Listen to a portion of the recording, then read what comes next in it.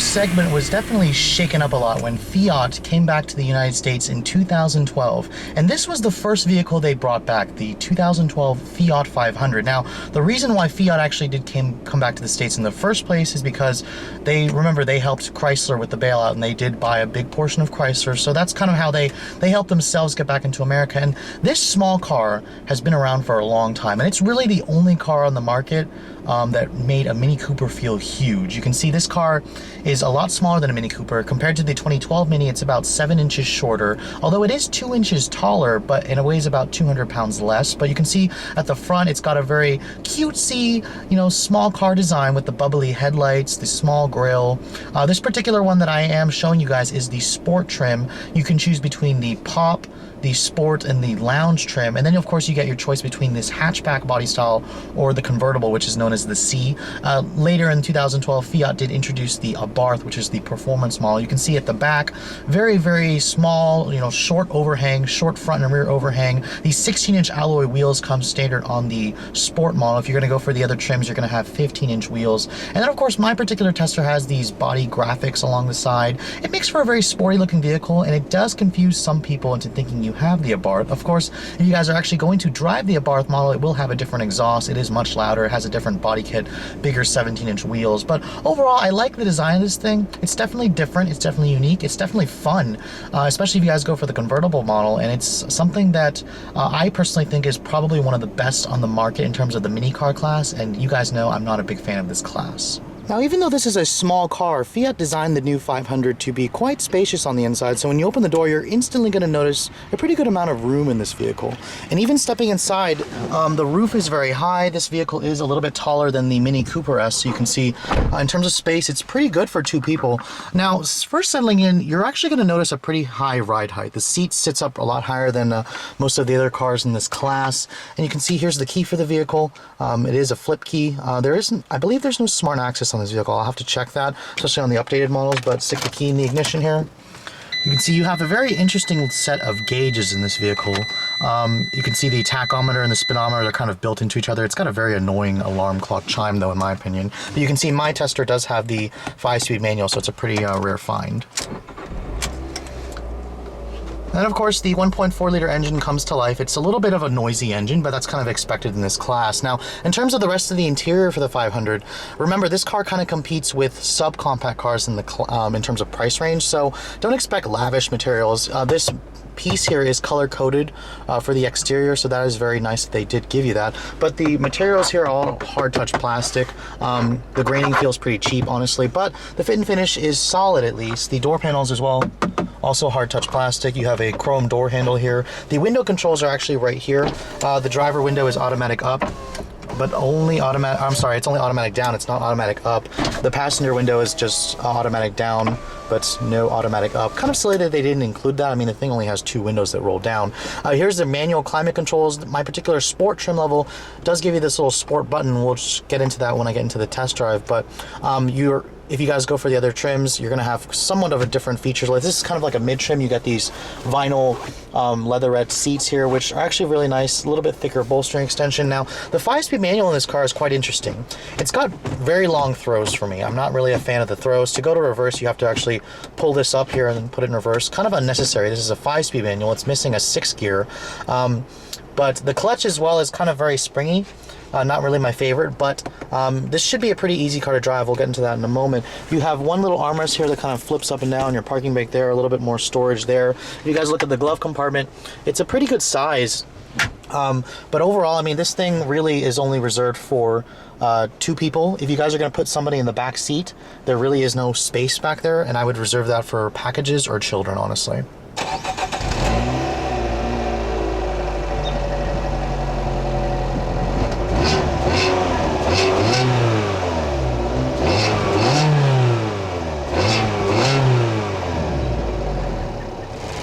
Of the Fiat 500, you're going to find a 1.4 liter multi-air 4-cylinder engine. Now, it actually makes 101 horsepower and 98 pound-feet of torque, but remember, this thing only weighs about 2,300 pounds or about 200 pounds less than a Mini Cooper, so it is surprisingly peppy with the 5-speed manual. Your other choice is a 6-speed automatic. With the manual, you're going to get about 30 in the city and 38 on the highway.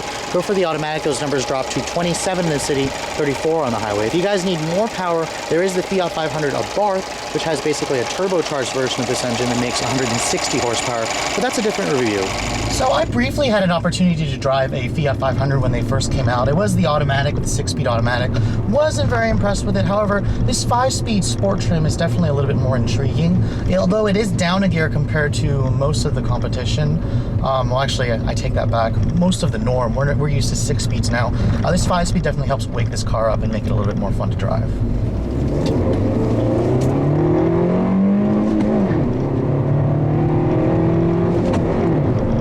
And of course, my instant impressions are the 5-speed makes a huge difference in acceleration. This thing is surprisingly peppy. I mean, only 101 horsepower is not really going to do much for you, but because it's so small, this thing is still surprisingly fun to drive.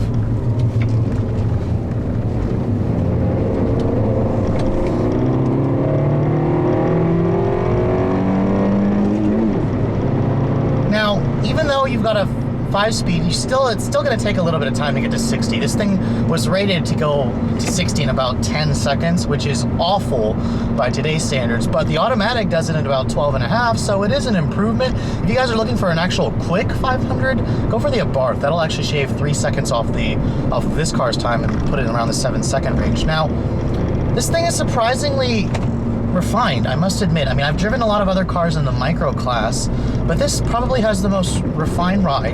I'm definitely noticing that. It's still a little bit jittery, and I also feel how tall this vehicle is. It feels a little bit tippy. The steering is pretty good. It's pretty light. It gives you decent feedback, but again, I feel the high roof of this car. It just feels a little bit too tippy for my taste. I definitely would need to drive the Abarth and show you guys the ultimate 500, but I guess this isn't too bad. I mean, going around this corner here, the Sport has a different suspension and steering tuning, and it definitely feels better than the Pop or the Lounge model, which is more comfort-oriented. This definitely feels a little bit better. The steering also feels really good in your hands with this leather-wrapped feature and the bolstering extensions.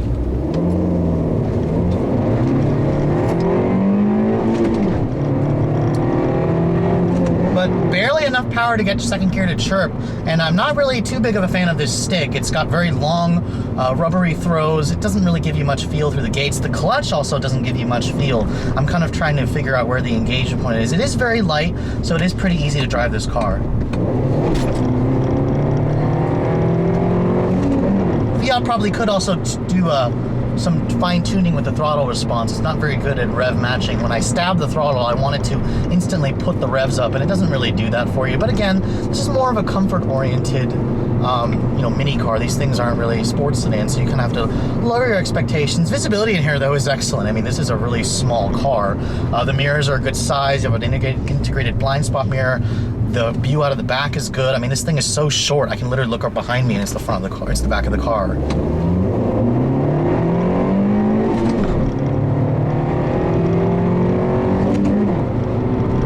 I must admit, I'm pretty impressed with how this car accelerates. It doesn't feel like 10 seconds. It feels probably around 8 seconds.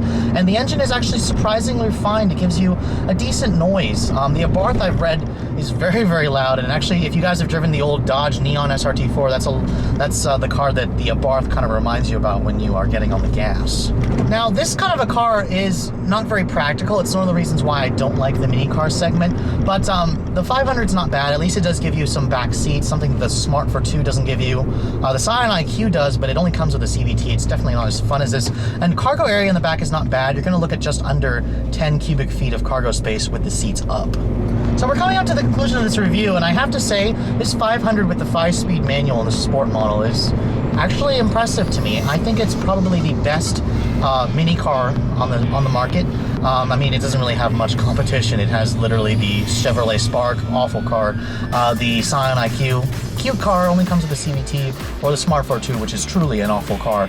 But I have to say, if you're going to go for this class, it is relatively expensive. You can go for a subcompact and get the same or more car for the same money. So you're really only buying this car because you like the size of it, because it's a niche car, you live in the city, you need the size of it. But hope you guys have enjoyed my overview of this 2012 Fiat 500 with the Sport model with the manual. Thanks so much for watching, guys. I'll catch you all later.